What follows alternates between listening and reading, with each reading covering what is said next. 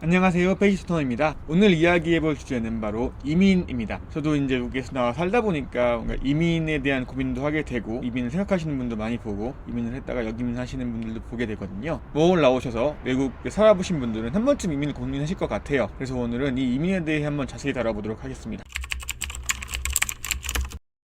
이민에 대한 동기는 과거와 현대가 좀 많이 다르죠. 과거 같은 경우는 정말 개도국에서 선진국으로 이민을 하는 느낌이 강했어요. 우리나라는 워낙 못 살던 나라였고 GDP도 낮은 나라였는데 급격하게 발전을 하면서 지금은 어떤 인생을 업그레이드 한다는 개념이라기보다는 트레이드 오프의 개념, 포기할 건 포기하고 얻을 건 얻는 내 라이프 스타일이나 가치관에 따라 더 좋은 걸 선택하는 그런 개념이 되었죠. 옛날에는 어떤 경제적인 기회, 인프라 이런 모든 게 주로 우리가 이민을 많이 하는 미국이나 캐나다, 호주 이런 나라가 훨씬 더 좋았다면은 지금은 뭐 인프라나 이런 것들은 한국이 더 좋은 부분도 있죠. 전 세계에서 가장 좋은 인터넷 환경이라든가 그러다 보니까 요즘 이민하는 분들 보시면 자녀 교육 이런 것에 초점을 맞춰서 이민을 생각하시는 분들이 많더라고요. 자녀 교육 같은 경우는 우리나라가 워낙 경쟁이 빡세고 청소년 자살률도 OECD에서 언제나 압도적으로 1등을 하고 있죠. 부동의 1등을 차지하고 있는데 이런 말 있잖아요. 뭐 능력되면 한국 떠라. 실제로 똑같은 일을 해도 선진국에선 돈을 훨씬 더 많이 받죠. 간호사라든가 어떤 기술직에 있는 분들이나 아니면 회사원 같은 경우도 그렇긴 한데 개발자라든가 그리고 뭐 한국의 어떤 구조적 한계라든가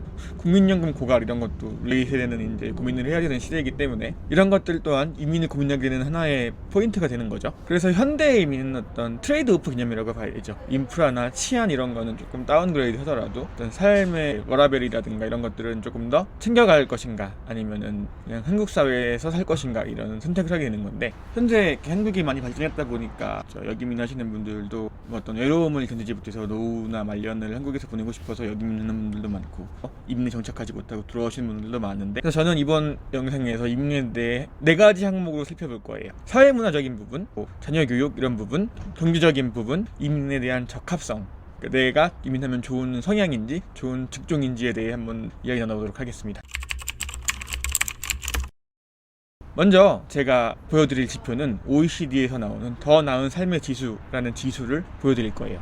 OECD의 더 나은 삶 지수는 주거, 소득, 일자리, 공동체, 교육, 환경, 시민 참여, 건강, 삶의 만족도, 안전, 일과 삶의 균형 등 11개의 영역을 통해 국가별 삶의 질을 객관적으로 비교하는 지표인데요. 저는 이 지표에서 호주, 캐나다 그리고 한국을 비교해 볼 거예요. 호주나 캐나다는 월도 많이 가시고 또 이민도 많이 가시는 대표적인 선진국 중 하나잖아요. 미국도 넣고 싶었는데 미국은 이 지수에 잘 데이터가 나와 있지 않아 가지고 부득이하게 빼게 됐습니다. 보시면 점수는 10점 만점 기준이고 2024년 데이터 기준으로 보여드리는 건데요. 한국이 전반적으로 캐나다나 호주에 비해서 이 지수가 낮게 나왔어요. 일자리 같은 경우부터 보면 호주는 7.4, 캐나다는 7, 한국은 6.7. 한국은 지금 취업이 사실 쉽지는 않죠. 캐나다나 호주도 어렵다 하는데 한국만큼 어렵진 않다는 거겠죠. 공동체 지수는 한국이 되게 낮게 나왔어요. 저는 좀 이 부분이 의아하긴 했는데 오히려 한국이 좀 더 챙겨주는 문화임에도 불구하고 공동체 지수는 낮게 나왔더라고요. 그리고 교육 같은 경우는 한국 8.6, 호주, 캐나다 8.9, 8.4로 큰 차이가 없고요. 환경 같은 부분 한국이 낮게 나오죠. 워낙 캐나다나 호주 같은 경우는 자연환경, 녹지가 많고 인구 밀도가 적다 보니까 한국은 공장지대도 많고 바로 옆에 중국이 있기 때문에 봄만 되면 황사가 아주 그냥 미치죠. 그리고 시민 참여 같은 경우도 호주나 캐나다가 한국보다는 조금 더 높게 나왔고 건강 같은 경우는 전 좀 의외긴 하네요. 한국이 더 높게 나올 줄 알았는데 호주가 오히려 더 높게 나왔고 캐나다에 비해서 한국이 더 낮게 나왔다는 건 되게 신기하고 삶의 만족도는 한국이 높을 수가 없겠죠. 한국은 워낙 임금 대비 물가가 비싸고 지금 정말 말도 안 되게 비싸고 이게 캐나다나 호주 같은 경우는 월세 문화고 한국은 전세 문화가 있어서 돈이 적게 나가는 것 같아 보이는데 절대적인 집값, 평당 집 가격으로 보면은 서울이 뉴욕보다 비싸요. 제가 이건 통계설계에서 본 건데 서울의 집값 기준으로 전 세계 어디에서도 끌리지 않습니다. 탑4로 알고 있는데 제가 지금 캐나다에 살고 있는데 한국 물가보다 비싼 게 아니고 조금 돈이 돌아가는 시스템이 다른 것 같아요. 한국식 소비 패턴에 익숙하신 분들은 캐나다가 비싸게 느껴지는데 이건 한국 특유의 인건비 후려치기에서 나오는 어떤 서비스를 싼 가격에 누리는 게 되게 자연스러운 거죠. 근데 제가 봤을 때는 이 캐나다나 미국이나 이런 나라의 소비 경제가 돌아가는 시스템을 이해하면은 생각보다 비싸다고 생각이 안 들 것 같다는 생각이 들어요. 왜냐면은 제가 지금 캐나다에 살고 있는데 제가 한국보다 훨씬 더 싸게 산다고 느끼고 있고, 저희 어머니도 얼마 전에 캐나다에 오셨었는데 제가 사는 거 보여드리니까 너무 싸다고 좀 놀라시더라고요. 뭐 어떤 식료품 가게라든가 이런 거는 훨씬 싸다고, 뭐 고기, 과일 이런 건 반값도 안 한다고 하시는 걸 보면은 한국이 비싸긴 비싸요. 그리고 안전 같은 경우 치안은 뭐 한국만큼 좋은 나라가 없죠. 근데 캐나다랑 호주도 높게 나왔어요. 실제로 외국 위험하다 하는데 나 살아보시면 그렇게 위험한 느낌은 없거든요. 제가 지금 캐나다에 살고 있는데 그렇게 뭐 위험하다라고 느껴본 적은 없는 것 같아요. 오히려 경찰들 되게 일 잘하고 그런 것들 보면은 위험함을 느낄 일이 없다라는 게, 일반적인 삶을 산다면은 뭔가 술 먹고 맨날 마약하고 이런 삶을 사는 게 아니면 위험할 게 없고, 일과 삶의 균형은 한국은 아주 아름답죠. 점수가 3.8점인데 호주랑 캐나다는 정말 오라벨이 한국에서 살다 오면은 천국입니다. 걸어서라는 말 자체가 없고 야근도 뭐 거의 하지 않는 그런 문화권이기 때문에 한국은 거의 야근이 디폴트죠. 야근하는 걸 당연하게 생각하는데 이 나라는 절대 그렇게 생각하지 않아요. 그런 걸 감안했을 때 한국이 조금 전반적으로 호주랑 캐나다에 비해서는 이 삶의 지수가 낮게 나왔다는 걸 볼 수 있고요. 그래서 지금까지 OECD 인덱스로 우리나라를 캐나다랑 호주랑 비교해봤고, 사회문화 쪽 부분을 한번 자세히 비교해보도록 하겠습니다.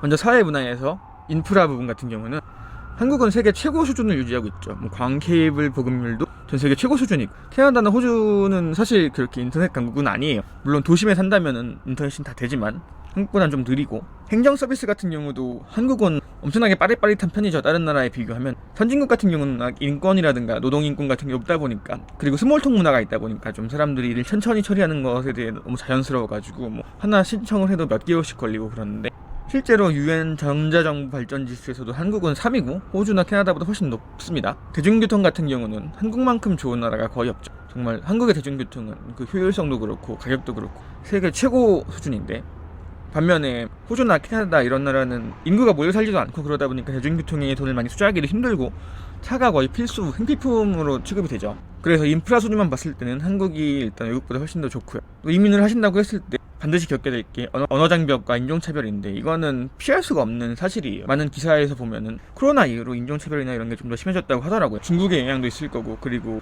워낙 인도 쪽에서도 이민자가 많이 들어와가지고 지금 이민자에 대한 시선이 곱지 않은 건 사실입니다.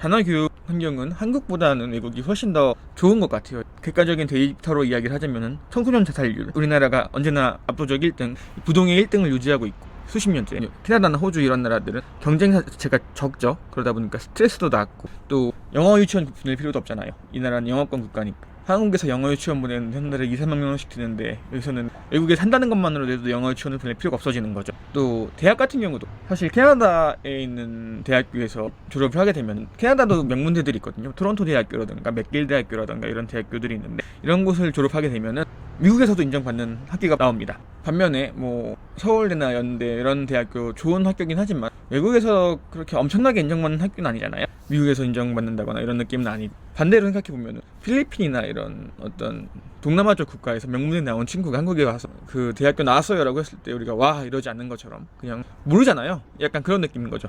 한국의 명문대도 캐나다나 미국에서 봤을 때는 그냥 뭐 아시아에 있는 대학교 비슷한 느낌이기 때문에 향후 취업이나 이런 걸 봤을 때 캐나다에 있는 대학교를 나오거나 호주에 있는 대학교를 나오는 게 훨씬 더 메리트가 있겠죠. 그리고 생각을 해보면은 재벌 2세나 3세 이런 사람들은 거의 다 미국으로 유학을 가죠. 그리고 거기서 대학을 나오고 이런 게 일반적이기 때문에 그 사람들이 한국에서 좋은 대학을 못 보낼 리가 없는데도 불구하고 굳이 자식들을 외국으로 보내는 걸 보면은 여러 가지 이유가 있겠지만 교육적인 측면을 무시할 수는 없겠죠. 그렇다고 이 토론토 대학교 이런 대학교들 가기가 서울에 있는 대학교 가기보다 어렵냐? 또 그것도 아닌 것 같은 게, 일단 대학 안 나와도 먹고 살기가 가능하기 때문에 정말 이 나라는 서버만 해도 평생 직업으로 먹고 살기 가능하거든요. 왜냐면 서버도 한 달에 500만 원 가까이 버니까. 그러다 보니까 대학을 정말 하고 싶은 거 있으면 안 가는 친구들도 되게 많고, 반면에 한국의 대학교 진학률은 76%죠. 전 세계에서 가장 높은 수준인데, 반면에 캐나다는 60% 정도, 호주는 50% 정도가 대학을 진학한다고 해요. 실제로 토론토 대학 입학률과 졸업하면 빅테크에서도 모셔간다는 그 맥길 대학교, 되게 공대로 유명한 학교인데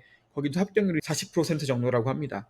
제가 봤을 때 맥길 대학교 정도 나오면은 한국에서 로스쿨 나오는 것과 비슷한 효과가 있을 것 같긴 한데, 호주 멜버른 대학교는 입학률이 70에서 80% 정도 된다고 하고요. 반면 인서울 대학교 정시 경쟁률은 뭐 낮으면 3대1, 4대1, 30에서 20% 정도 되는 거겠죠. 그리고 수시는 몇십 대 1이 기본적이니까 워낙 지원에 제한이 없으니까, 이런 거 생각했을 때 토론토 대학교, 맥길 대학교 가기가 한국에 있는 서울대, 카이스트, 의대 가는가 보다는 저는 더 쉬울 것 같다고 생각이 들고요. 이 데이터로 봤을 때는. 호주나 캐나다 같은 경우는 전문대만 나와도 충분히 취직이 되고, 근데 한국 같은 경우는 학력이 채용에 중요하죠. 중요하지 않다, 안 본다라고 하는데, 취업전선 나와보시면 알겠지만, 제가 기자여서 아는데 대기업 다니는 분들 중에 학력 안 좋은 분들 거의 못 본 것 같아요. 정말 한 100명 만나면 1명 정도 지방대 나온 분들이었고, 이게 가능한 이유가 사람은 많고 좋은 일자리는 적어서 사람이 좋은 일자리로 몰리기 때문에 그런 것 같거든요. 기업 입장에서는 되게 좋은 거죠. 몰리니까 골라 뽑으면 되잖아요. 그러면은 이제 똑같은 능력이라면 더 좋은 학력을 뽑는 거고, 또 이렇다 보니까 캐나다는 사교육이 필수가 아닙니다. 사교육은 전 세계에서 우리나라가 가장 발달되어 있죠. 시장도 가장 크고. 근데 이런 캐나다나 선진국, 호주, 미국 이런 나라들은 사교육을 거의 안 하죠. 하더라도 예체능 계열로 정말 돈 많은 사람들이 하는 게 아니면은. 근데 한국은 다 인강 보고 다 수학, 영어 이런 거 보습학원 다니고 그런 게 현실이잖아요. 가끔 뭐 이런 말씀 하시는 분들이 있어요. 애들이 좀 멍청해진다, 이런 말씀 하시는 분들이 있는데, 일부는 맞는 말이기는 한데, 그럼에도 불구하고 캐나다에서 태어나면 한국보다 잘 먹고 잘 삽니다. 일례를 들어서 인도가 되게, 거기도 교육 빡세기로 유명한데, 인도에서 대학을 나와가지고 인도에서 최고 명문대를 나와가지고 인도에서 직장 생활을 한다. 그러면은 한국에서 알바하는 것보다 많이 벌 수 있을까요? 쉽지 않을 거예요.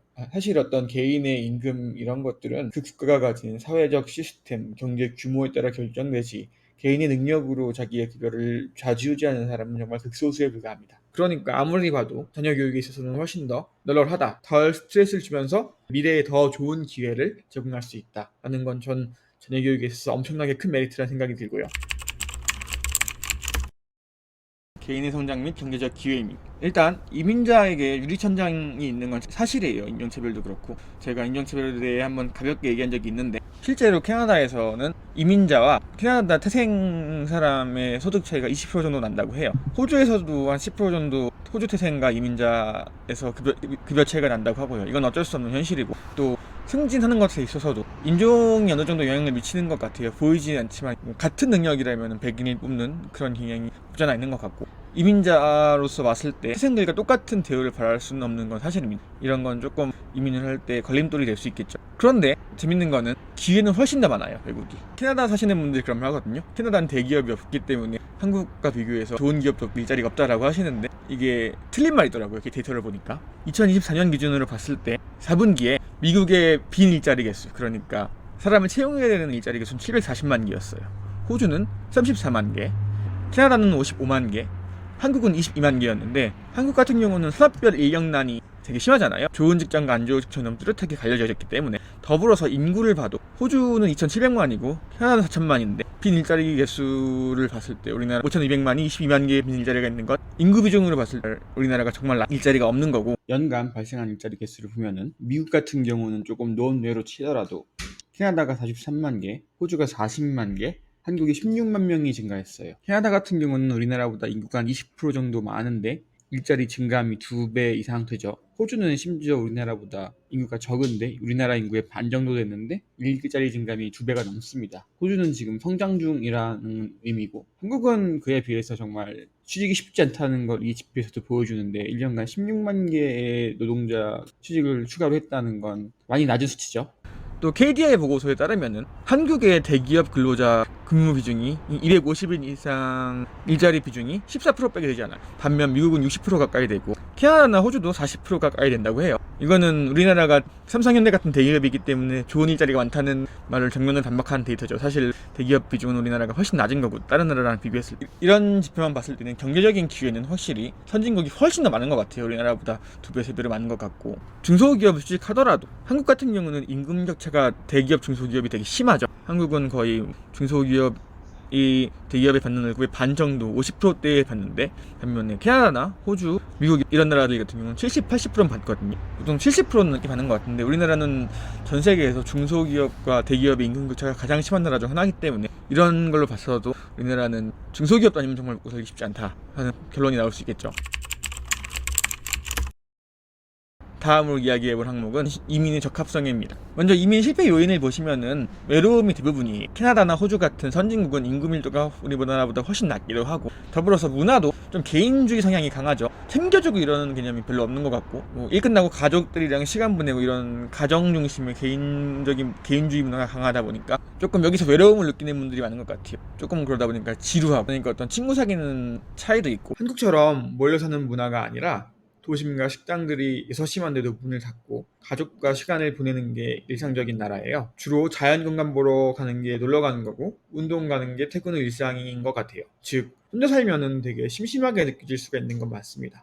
그래서 이민을 하시려면은 좀 개인주의 성향이 강한 분은 좋은 것 같고요. 좀 개인적인 시간을 즐기고 타인의 도움 없이도 스스로 문제를 해결하고 혼자 있는 시간을 잘 보낼 수 있는 분들은 이민하는 데 괜찮을 것 같고, 이민을 한다는 것 자체가, 외국에 산다는 것 자체가 불안과의 싸움이기 때문에 이 불안에 대한 내성이 강한, 예측 불가능한 상황에 대해서 덜 스트레스를 받고 문제 해결 능력이 뛰어난 분들 같은 경우는 이민에 적합한 성향을 가지신 분들이고요. 반면 남들이 시키는 대로 하시는 걸 좋아하는 분들 같은 경우는 이민이 많은 스트레스로 다가올 수 있어요. 저는 개인적으로 한국에서 좋은 직장 다니시는 분들은 이민 실패할 확률이 있다고 생각을 하거든요. 이민은 기존의 학력, 경력 이런 것들이 초기화되는 경험이에요. 이민자의 임금은 현지인 대비 낮은 게 데이터로 나오고 있고, 내가 한국에서 좋은 직장을 다니고 있을수록 더 큰 박탈감이 이어지겠죠. 한국에서 500만 원 벌던 분이 호주나 캐나다에서 500만 원 번다고 했을 때 이거는 업그레이드가 아니거든요. 다운그레이드죠. 왜냐면 이 나라들은 우리나라보다 소득이 훨씬 더 높기 때문에 한국에서 500만 원 벌면은 캐나다에서는 700만 원, 800만 원 버는 게 비슷한 레벨인 건. 그러다 보니까 한국에서 대기업 다니던 분들이 캐나다 대기업을 취직하는 건 쉽지가 않거든요. 그래서 이런 GDP에 따른 임금 전이가 되지 않기 때문에 한국에서 대기업 다니던 분들은 이민을 하실 경우에는 좀 박탈감이 크실 수 있어요. 또 그분들은 학력도 좋으신 분들이 많다고, 그러다 보니까 이게 박탈감을 느낄 수 있는 요인이 충분히 있는 것 같고, 어떻게 보면 대기업은 높은 사회적 지위와 높은 임금을 가지고 있는데 이걸 포기하는 거는 기회비용이 좀 크겠죠. 반면에 중소기업 다니시던 분들은 저는 이민에 대해 되게 긍정적이라고 생각을 해요. 왜냐면은 일단 임금 격차가 대기업이랑 중소기업이 그렇게 많이 나지 않고 우리나라처럼, 그리고 중소기업을 다녀도 먹고 살 수 있을 만큼의 월급이 나옵니다. 그 외에 중소기업을 다니더라도 임금이 꽤나 잘 나오는 편이고, 여기서 대학을 나오지 않더라도 뭐 영주권만 있다면 중소기업 취직은 별로 어렵지가 않거든요. 근데 한국 중소기업 다니다가 캐나다에서 중소기업 다니시면 엄청난 업그레이드라고 느끼실 거예요. 기업 문화도 그렇고 임금도 그렇고. 그러다 보니까 중소기업 다니시는 분들이나 아니면 어떤 미용사 이런 기술직 분들 같은 경우는 캐나다나 호주 같은 선진국으로 이민을 오시는 되게 큰 매력 포인트가 될 거라는 생각이 들고요. 뭐 간호사 이런 분들은 말할 필요도 없이 호주나 캐나다가 돈을 많이 주는 건 워낙 잘 알려져 있고, 대부분의 한국에서 중소기업 다니시다가 캐나다에서 중소기업 다니시는 분들은 만족도가 되게 높으시더라고요. 해고가 좀 자유로운 건 맞는데, 해고가 자유롭다 보니까 그만큼 일자리도 더 만들어지겠죠. 빈 공석이 생기는 거니까. 그래서 이직도 조금 더 원활한 것 같고, 한국보다 재취업도 어렵지 않고, 회사에서 뭐 엄청나게 높이 올라가고 싶다 이런 야망이 있는 분들이 아니라 그냥 회사에서 좀 편안한 마음으로 직장 생활을 하고 싶다 하시는 분들은 캐나다가 더 좋기는 한 것 같아요. 그리고 제가 말씀드리고 싶은 거는, 처음에서 말씀드렸지만 이민은 능력 있으면 한국 떠라가 아니고 능력 없는 분들이 한국을 떠야 되는 게 맞는 것 같아요. 한국 같은 경우는 대기업에 다니면은 그래도 어느 정도 생활이 가능하고 사회적으로도 인정받고 그러는데, 중소기업은 먹고 살기 쉽지 않죠. 중소기업을 30년 다닌다고 해도 서울에 아파트를 살 수 없는 현실이니까. 꼭 서울에 아파트를 사야 하냐라고 말하실 수도 있겠지만, 집값 올라가는 거나 자녀교육, 문화생활 이런 거 생각하면은 한국은 서울이나 서울 근교 사는 거랑 다른 지방 사는 거랑 차이가 좀 너무 많이 나죠. 저도 잠깐 지방에서 살아봤는데 정말 여러모로 살기 힘들더라고요. 지방에 살다가 서울 왔다 다시 지방 내려가는 사람은 가능할 것 같기는 한데, 서울 경기권에서 태어나가지고 지방 내려가 사는 건 정말 좀 어려운 것 같습니다. 반면에 캐나다나 호주 같은 나라로 오시면은 중소기업 다니셔도 집을 사는데 큰 문제가 없을 거고, 지금 제가 살고 있는 캘거리가, 제가 살고 있는 아파트가 25평 정도 되는데 아파트가 한 2억 정도는 것 같더라고요. 서울에서는 2억으로 원룸도 못 사잖아요. 근데 캘거리는 캐나다에서 소득이 가장 높은 도시고, 그리고 제가 얼마 전에 본 것 중에 어떤 미국의 대학 교수가 중위소득을 기준으로 집을 사는데 얼마나 걸렸는지 봤는데, 한국 같은 경우는 중위소득이 1인당 250만 원이고 연소득으로 치환하면 3천만 원이잖아요. 3천만 원으로 집을 사는데 서울에 아파트를 살려면 50년 정도 걸리겠죠. 10억 정도 하니까. 근데 캘거리 같은 경우는 5년이 걸리고, 밴쿠버 같은 경우는 10년 정도 걸린다고 하더라고요. 캐나다 내에서 소득 낮고 집값 비싸기로 유명한 곳인데 밴쿠버가 10년 걸리고, 그래서 그 교수님이 말하기는 10일이 넘어가면은 이거는 거의 삶이 불가능하다라고 하는데, 그 교수님이 한국을 조사하셨으면 아마 경악하셨을 거예요. 이것처럼 제가 봤을 때 선진국들은 그냥 바닥이 높은 것 같아요. 기본적으로 삶의 바닥이 높기 때문에 중소기업만 다니더라도 남들과 비슷한 삶을 영위할 수 있는 복지가 잘 돼 있고, 그 선진국들의 장점은 연금 걱정할 필요가 없다, 노후 걱정할 필요가 없다는 게 전 되게 큰 장점이라고 생각이 들거든요. 우리나라는 제가 저번에 물가편에서 다뤘는데 평균적으로 연금 수령액이 60몇만 원이라고 해요, 노인분들. 근데 캐나다는 돈을 아무리 못 받아도 160만 원을 준다고 하더라고요. 이런 걸로 봤을 때 사실 대기업 다니고 뭐 내가 능력이 있으면 노후 걱정할 필요가 없지만 일반적인 분들은 사실 노후 걱정이 되죠. 근데 그런 것들은 가만히 했을 때는 중소기업에 다니더라도 노후 걱정할 필요가 없는 나라가 이런 선진국들인 거고, 그런 의미에서 봤을 때 오히려 저는 능력 있는 분들보다 일반적인 분들이 한국을 떠나라는 게 맞는 말인 것 같아요. 그래서 결론은 이민은 내가 조금 당장은 조금 힘들더라도 조금 더 밝은 미래를 꿈꿀 수 있을 수도 있는데, 이민에 실패하는 경우도 많으니까 한번 내 성향이 잘 맞는지 고민을 해봐셔야 될 것 같고, 나는 어떤 나라가 좋은가 보다 어떤 종류의 문제를 해결하는 적합한 사람인가에 대해서 고민을 해보시는 게 좋을 것 같아요.